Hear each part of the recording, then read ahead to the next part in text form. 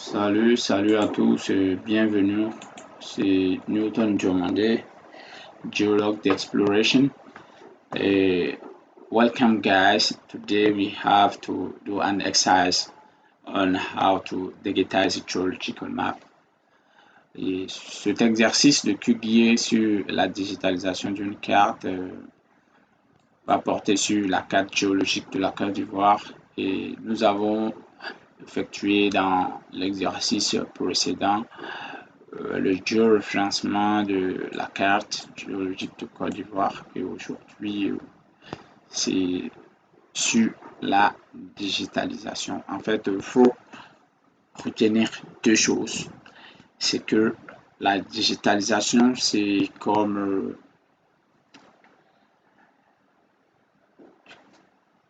calquer un dessin, déposer un papier calque et ensuite on essaie de délimiter les limites du dessin. Okay.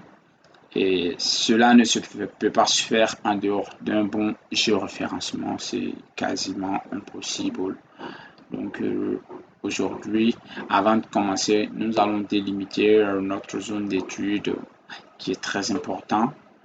Et il y a certains qui peuvent avoir pour projet de digitiser toute la carte, tout le territoire ivoirien, mais aujourd'hui, nous, c'est pas le cas. Nous allons digitiser un seul endroit qui peut correspondre à notre zone de recherche ou notre permis. Et pour cela, là, on a créé un groupe que nous avons appelé Area. Et dans Area, nous allons créer un vecteur qui va couvrir, qui sera la limite exacte de notre permis de recherche. Donc, on vient dans Layer, we create new layer and a new shapefile layer. Donc, on valide et là, choisis le dossier, the folder, and rename the shapefile. Ici, on va appeler ça Conc Project. Conc is in the north of Côte d'Ivoire. Conc Project and save. Here, geometry type, on va changer le type de géométrie, on va choisir Polygon. Et de projections, on va prendre long lat WGS 84, WGS 84 et puis on va valider. Ici, le vecteur est créé et qu'est-ce qu'on va faire? On va annuler le remplissage du vecteur que voici simple fill. On va changer, on va annuler le filling, transparent fill et puis le stroke color, on va mettre en rouge l'épaisseur ou les bordures, la couleur des bordures que nous allons un peu augmenter le red, l'épaisseur et puis je crois que c'est bon, on va apply et puis c'est bon. Et là, le vecteur est créé qui constituera les limites de notre permis. Et là, on va rendre editable ce vecteur. Donc, on clique là-dessus et puis on vient là, toggle editing. Et puis bon, c'est fait. Et là, on va choisir add polygon. Et puis, on va dessiner our polygon. Voilà, vous voyez, c'est simple. Ok. Et puis, voici notre permis que je valide. Ok, c'est défini, bien défini. Et ce que nous allons faire, on va juste enregistrer et puis deselect, enlever. Voilà, on peut maintenant, ce que nous allons faire, c'est de zoomer et de sorte à voir les couches. Et je vais dire que le géoréférence est la digitalisation consistait à calquer voilà la carte et puis ressortir un nouveau dessin. Ok. Et pour cela, il faut identifier. Moi, j'aime me faciliter la tâche lorsque j'effectue mes travaux parce que j'aime que ce soit clair et net. Donc, il faut minimiser les erreurs. Et qu'est-ce qu'on fait? Tu as ta carte, tu as la légende, tu as les informations sur les différentes lithologies dans ta zone d'étude. Et là, j'ai le granit alcalin, j'ai du granit, j'ai de mirror sediment, j'ai amphibolite. Ok, alkali granite.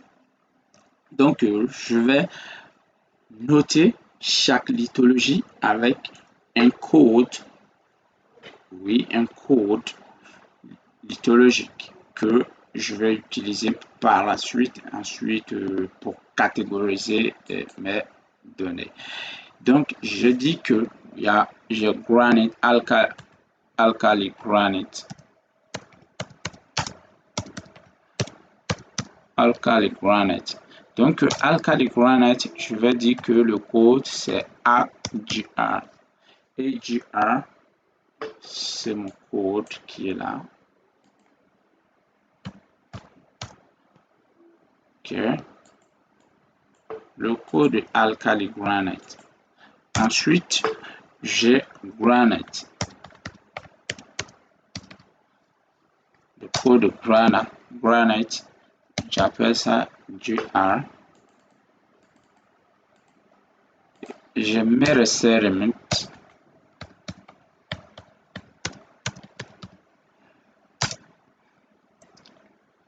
que je vais appeler MSI, le code.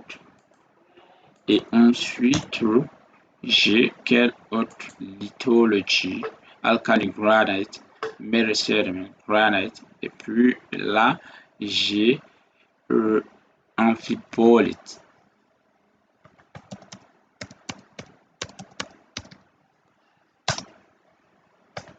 Et AM comme le code. Donc, dans ma zone d'étude, ici, j'aurai à digitize 4 lithologies. Ici, en fait, chaque compagnie a son code. Voilà, et ici, j'ai choisi comme ça, c'est un exemple. Quelqu'un pouvait dire Granite, c'est GRT, ça dépend de la personne, ok? Donc, là, je vais commencer mon digitizing. Et là, j'ai digitizing. Et dans digitizing, j'ai area. C'est juste pour mettre de l'ordre. Je ne veux pas voir les choses floues. Et je mets de l'ordre dans mes travaux.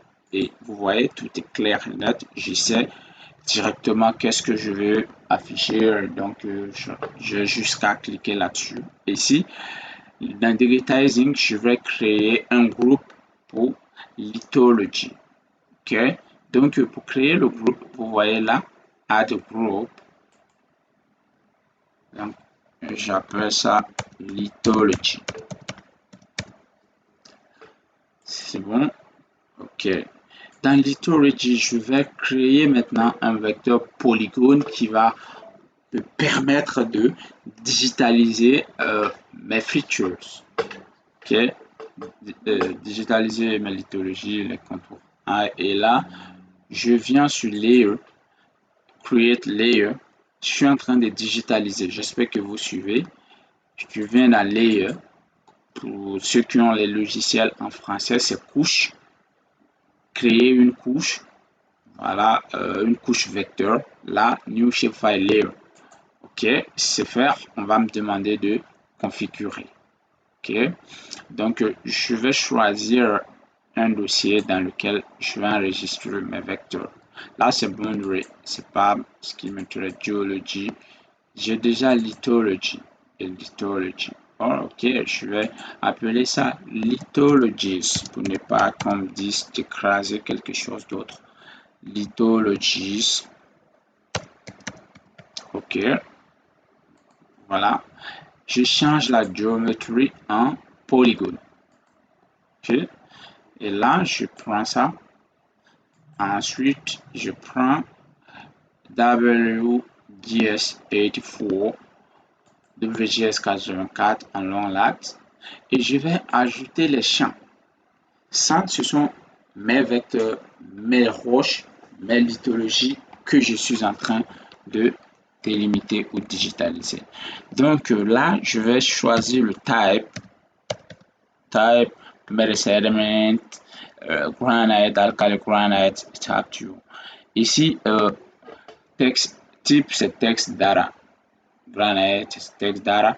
Donc, je vais ajouter add. Et ensuite, je prends code. Voilà, vous avez vu tout à l'heure le code. C'est encore text data. Et je vais l'ajouter. Et aussi, je prends geologist ou bien project. It's up to you. Geologist.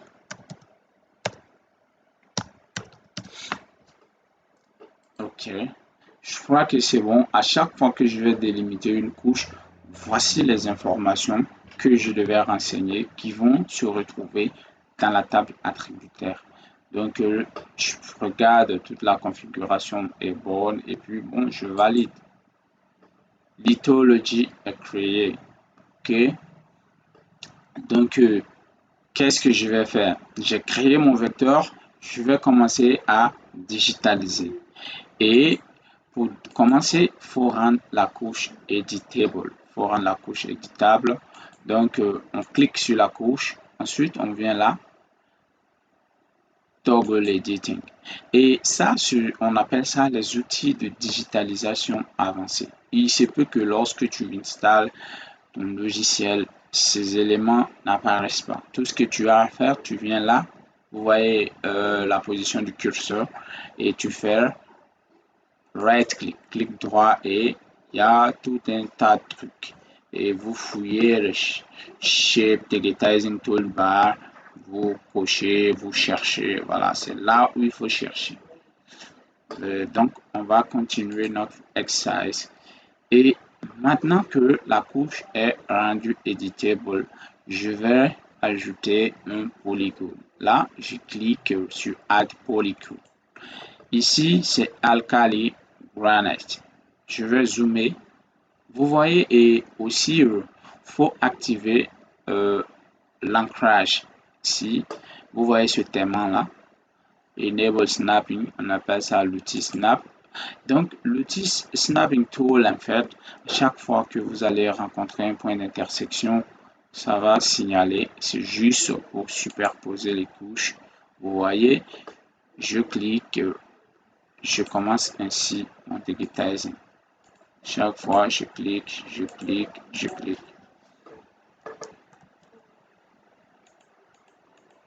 Donc, vous voyez, avec la touche directionnelle du clavier, cela permet facilement de, voilà, de défiler pendant que je fais mon digitizing. Donc, vous voyez ici, je peux cliquer une fois et puis je fais right click. Quand j'ai fini, je sais que j'ai fini de délimiter ma couche, je fais clic droit et on me propose les informations. Donc, type, c'est alkali granite. Ok, le nom de la roche. Le code, c'est ADR. Et puis, geologist, Newton, Chomandé. Ok, c'est bon. Et je valide. Vous voyez, c'est déjà fait, la couche est là. Et moi, maintenant, ce que je voudrais, c'est que à chaque fois que je vais délimiter une couche, j'aimerais que la couleur apparaît, la symbologie apparaît directement. Pour ne pas me mélanger, je sais au moins, voilà, en avançant, je viens de délimiter telle couche, ainsi de suite. Pour cela, actuellement, c'est symbole unique. Même si je délimite encore une autre couche, ça va prendre la même couleur parce que c'est symbole unique. Donc, si vous voulez, on va le faire et puis après, je vais vous montrer comment j'aurais aimé procéder. Donc, ici, je fais clic Les points d'ancrage, je cherche les points d'ancrage.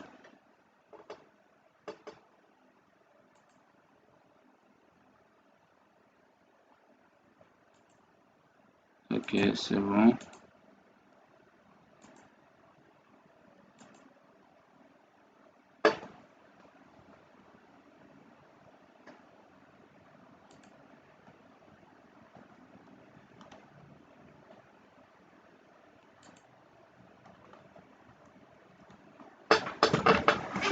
Donc, on va poursuivre là.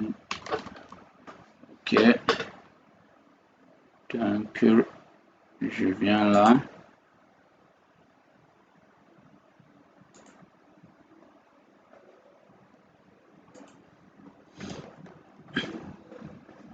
Donc actuellement, je suis en train de digitize les métasédiments. Les métasédiments, je suis en train de digitaliser la couche de sédiments. Ok.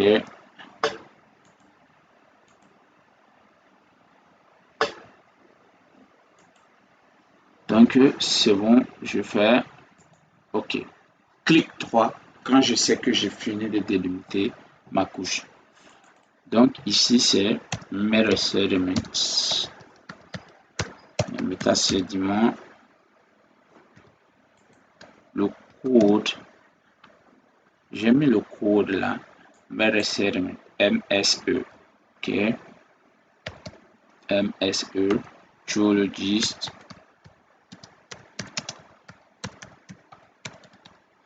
OK. Vous voyez, c'est la même couleur parce que c'est symbole unique. Donc moi, je ne veux pas m'emmerder. Je vais à chaque fois que je délimite, je mets couleur et OK, on avance.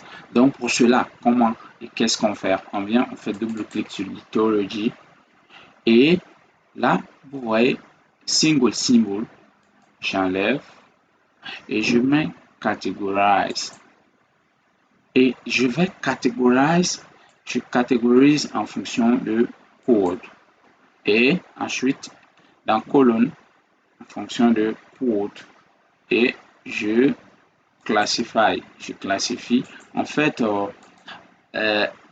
les couleurs vont apparaître en fonction du code que je donne à ma lithologie. Et puis, ce code ici, ADR, je peux changer, je mets alkali granite. Et là, Metasediment.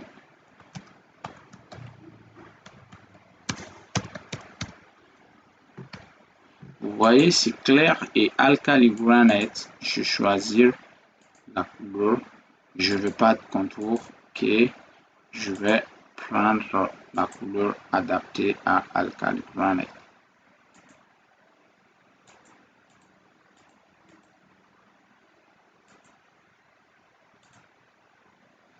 Donc voilà, je prends ça comme alkali granite et puis Metasediment. Je prends sa couleur, j'enlève les bordures et je change la couleur. Ok, c'est bon. Et vous voyez, c'est catégorisé en fonction du code. Je fais valid. Vous voyez, c'est clair et net. Et là, il y a juste un problème de point d'ancrage. Après, on va régler cela. On poursuit notre digitalisation et là, je viens ici. Je viens sur les granites. OK.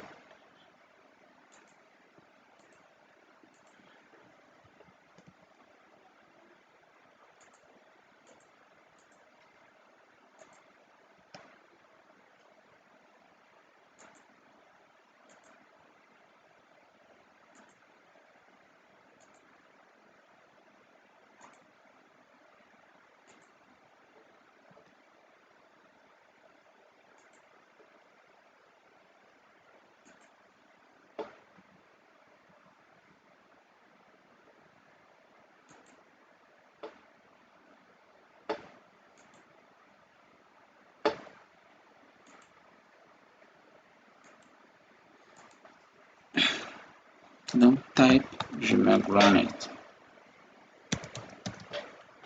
Ensuite code c'est DR geologist comme d'habitude.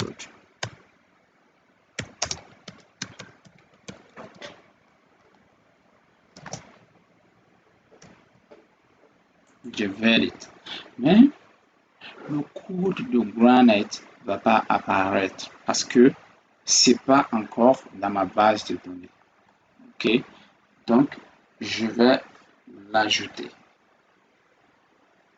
Pour cela, je fais double-clic sur lithology et puis je fais non, désolé, je fais classify.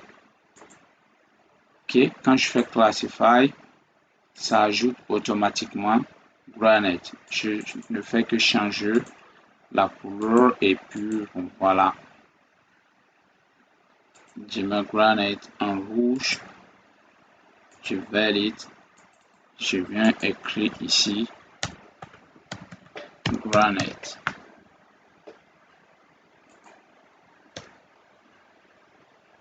Et je fais apply. Vous voyez, la couleur de granite vient d'apparaître. Et puis bon, à chaque fois que je vais délimiter maintenant, il suffit que le code soit dans ma base. Quand je délimite automatiquement, ça prend. Et j'ai ici measurement. Vous allez voir measurement, c'est déjà dans la base. Quand je vais délimiter automatiquement, les couleurs va prendre comme d'habitude. Ici.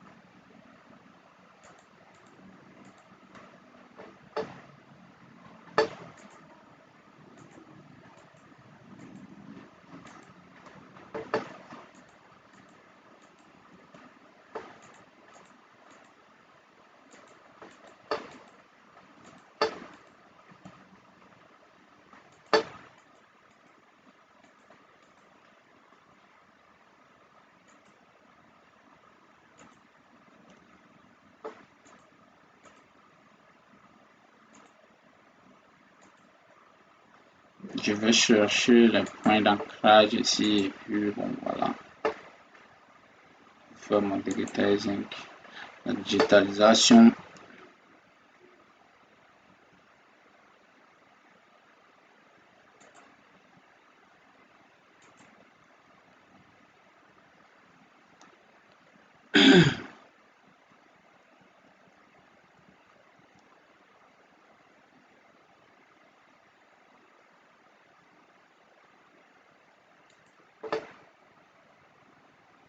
Donc je fais clic droit, je finis, je mets mes sediments. Et là, le code c'est MSE, Geologist. Et puis je valide, vous allez voir automatiquement, parce que c'est déjà dans la base, le code est là, ça va prendre automatiquement. Voilà, clair et net. Vous voyez, et il y a des couches à l'intérieur de mes sediments. Vous voyez, il y a des lambeaux de granite à l'intérieur. Et comment faire pour que ces lambeaux puissent apparaître au-dessus de mes sediments. Voilà.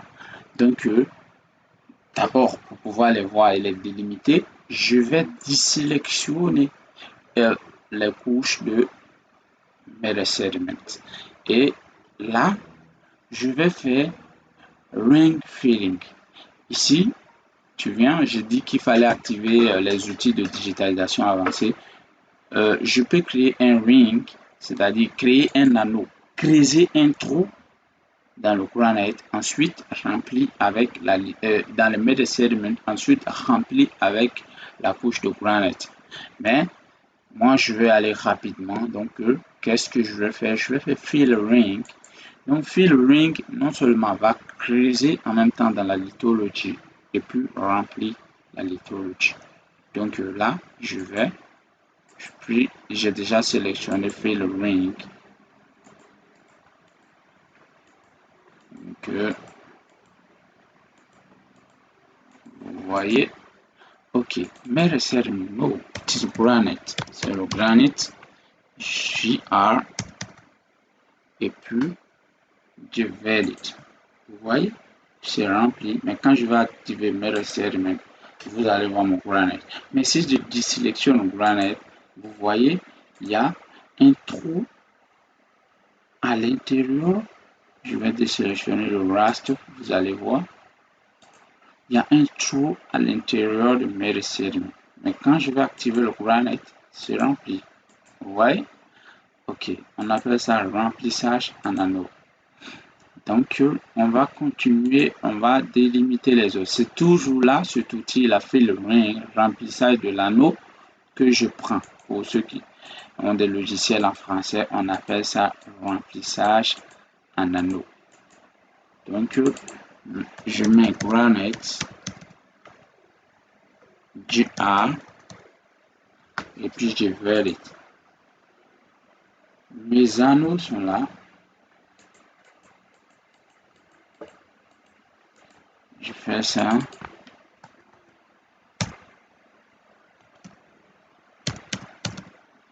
Granite, GR, et je valide. Ok. Vous voyez, je pense que la plus grande partie est déjà faite. Que maintenant, souvent, il arrive qu'il y a des problèmes d'ancrage.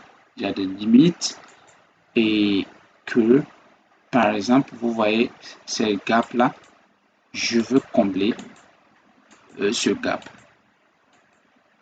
Donc, qu'est-ce que je fais? Je viens là, la couche est toujours sélectionnée et éditable. Une couche éditable. Donc, je viens là, vous voyez cet outil-là, Vertex Tool. Je déroule Vertex Tool, je prends Vertex Tool, Current Layer. Et puis, je prends, quand je sélectionne, vous allez voir, voilà, il me propose, tu vois, je peux déplacer, je fais ça. Donc, il y a un point d'ancrage qui vient de se créer, je fais. Et j'avance aussi, il y a un point d'ancrage là, donc je prends celui-là, je mets au point d'ancrage. Vous voyez, il n'y a plus de gap. C'est comme ça on peut faire pour, voilà, combler les gaps. Ok. Et merci, je crois que l'essentiel est fait.